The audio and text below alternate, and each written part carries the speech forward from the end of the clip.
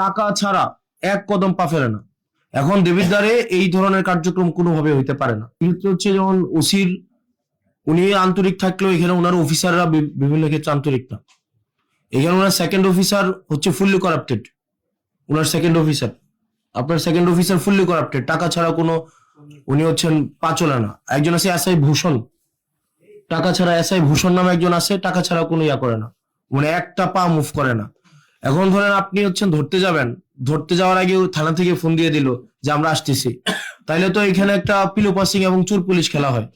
আপনি আপনার যারা অফিসার আছে আপনি ওনাদেরকে ওনাদের সাথে নিয়ে বসেন, এবং এটা না হয় খুব মানে জনরোষের শিকার হবেন আপনারা। এবং যদি আপনার অফিসার যারা আছেন, বিশেষ করে আপনার সেকেন্ড অফিসার নোয়াখালী মনে হয় বাড়ি, আর হচ্ছে আমি নামটা মনে করতে পারতেছি, ওনার নাম কি, মতিন মনে হয়, হ্যাঁ ওনার নাম মনে হয় মতিন। ফুললি করাপ্টেড একটা মানুষ, এবং আমাদের কাছে, আমি এভিডেন্স নিয়ে কথা বলছি, আমার কাছে প্রুফ আছে। এবং হচ্ছে আরেকজন আছে এসআই ভূষণ, ভবতোষ না, ভবতোষ, এসআই ভবতোষ টাকা ছাড়া এক কদম পা ফেলে না। এখন দেবিদ্বারে এই ধরনের কার্যক্রম কোনোভাবে হইতে পারে না। আপনার একটা স্বাভাবিক সাধারণ মানুষ আপনার হচ্ছে, এবং থানার মধ্যে আপনার থানা আপনি চালান না, আপনার থানা চালায় হেলাল, আপনার থানা হেলাল চালায়। এবং আমি এখানে মানে ফ্যাক্ট বেসড আমি কথা বলছি, একটাও না জেনে আমি কথা বলছি না।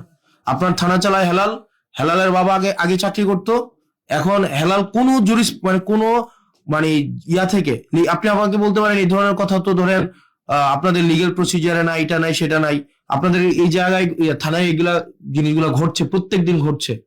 এবং থানায় হেলাল আপনার থানায় ঢুকতে পারবে না। আজকের পর থেকে আপনার থানা চালাবেন আপনি, আপনার থানা আপনার আইন অনুযায়ী চলবে, এবং থানার যারা সদস্য তারা হচ্ছে আপনার যারা আইন শৃঙ্খলা বা পুলিশ আছেন, আপনার আন্ডারে যারা পুলিশ আছেন তারা হচ্ছে আপনার থানা চালাবে। এখন থানা যদি চালায় এমন জন যার যে পুলিশ না, যার হচ্ছে এখানে কোনো চাকরি নাই, সে যদি থানা চালায়, থানায় কোন মামলা রুজু হবে কোন মামলা রুজু হবে না, কোনটা মামলা এজাহার ভুক্ত হবে কোনটা এজাহার ভুক্ত হবে না, তারপরে হচ্ছে আপনি আমাকে বলতে পারেন যে না এগুলা হয় না, এগুলা উনার কাছ থেকে অ্যাপ্রুভাল নিয়ে, এটা মৌখিক একটা অ্যাপ্রুভাল নিয়ে তারপরে থানায় হচ্ছে ভুক্তভোগীরা যাইতে হয়। আমি আপনার কাছে যত সহজে যাইতে পারি, স্বাভাবিকভাবে একটা ভুক্তভোগী এভাবে যাইতে পারে না।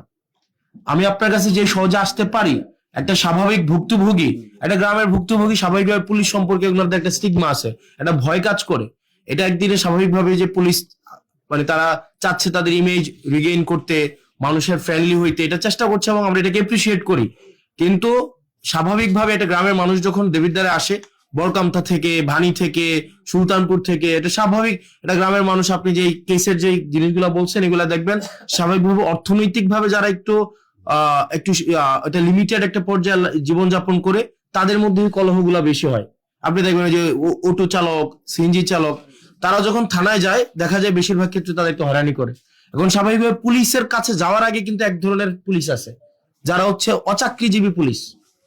পুলিশের কাছে যাওয়ার আগে, এটা আপনি আপনার জায়গা থেকে এটা আপনি দেখবেন না, এটা যারা ভুক্তভোগী, আমি এটা গত একটা বছর এটা আমার ব্যক্তিগত জায়গা থেকে, এখানে সাংবাদিক আছে, একজন সাংবাদিক অস্বীকার করতে পারবে না, তারা এগুলো কথা বলে না।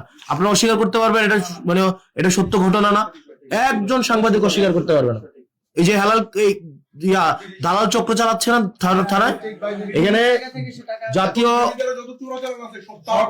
হ্যাঁ তাহলে জাতীয় গণমাধ্যমে, এখানে আমি জাতীয় গণমাধ্যমের সবাই আছে এখানে, আছেন আপনারা, আছেন না এখানে? তো আপনার এই যে দেবিদ্বারের দালাল চক্রটা এবং মাদক চোরাচালান চক্রটা হেলাল চালায় না? আপনি আমাকে প্রশ্নের উত্তর দেন, হেলাল কোন মানে কোন এখতিয়ার বলে? এই মিটিং এ যারা আছে প্রত্যেকের একটা নিজস্ব একটা এই মিটিং এ থাকার একটা ক্রাইটেরিয়া আছে। হেলাল কোন এখতিয়ার বলে আপনার চৌসীমানার মধ্যে থাকবে, এবং এই বিষয়ে আপনি সিরিয়াস অ্যাকশন নেবেন। এবং হচ্ছে থানাটাকে যেন দালাল আপনার কাছে যাইতে হইলে যেন স্বাভাবিক প্রক্রিয়া মেনটেন করে যেন আপনার কাছে পৌঁছাইতে পারে, এক্ষেত্রে যেন কোনো দালাল না থাকতে পারে, এক্ষেত্রে যেন কোনো একটা ইনফর্মাল কোনো সিন্ডিকেট এক্ষেত্রে যেন না থাকতে পারে। আপনার সাথে মানুষের সম্পর্ক হবে একদম ডিরেক্ট সম্পর্ক, যেটা লিগ্যাল সেই জায়গায় আপনি কোঅপারেট করবেন, যেটা ইলিগ্যাল সেক্ষেত্রে কারো কোঅপারেট করার আপনার প্রয়োজন নাই। আপনার জায়গা থেকে লিগ্যালি যেটা দরকার আপনি সেটা করবেন। আপনার এখানে দালাল চক্র দিয়ে আপনি ঘিরে আছেন, এবং আমরা চাই আপনাকে কোঅপারেট করতে। আমরা চাই এটা law and order situation restore হোক। আমরা চাই যাতে করে হচ্ছে প্রত্যেকটা মানুষ আপনার সেবাটা যেন যথাযথভাবে নিতে পারে, যাতে করে তারা ভোগান্তির শিকার না হয়। সেজন্য আমি প্রত্যাশা করি আপনি সেক্ষেত্রে যথাযথ ব্যবস্থা নেবেন।